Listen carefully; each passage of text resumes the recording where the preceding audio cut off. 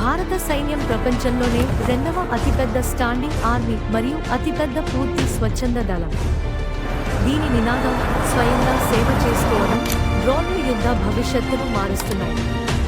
Ukraine నుండి మధ్యప్రాచ్యం వరకు ప్రతి ఆధునిక సంఘర్షణ ఒక విషయాన్ని స్పష్టంగా చూపించింది: డ్రోన్లతో ఆకాశాన్ని ఎవరు నియంత్రిస్తారో వారు యుద్ధభూమిని నియంత్రిస్తారు. ఈ వీడియోలో మనం వీటిని చూస్తాము. ఈ ఎక్సర్సైజ్ దేని గురించి? డ్రోన్ యుద్ధం యొక్క ప్రపంచ ప్రభావం. భారతదేశ భద్రతకు ఇది ఎందుకు ముఖ్యమైనది? మరియు భారతదేశం భవిష్యత్ యుద్ధభూమికి ఎలా సిద్ధమవుతోంది?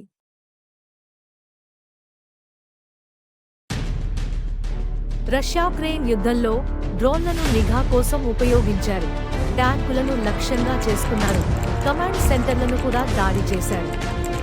మధ్యప్రాచ్యంలో ఖచ్చితమైన దాడులు మరియు నిఘా కోసం డ్రోన్లను మోహరించారు. అవి ఎందుకు అంత శక్తివంతమైనవి?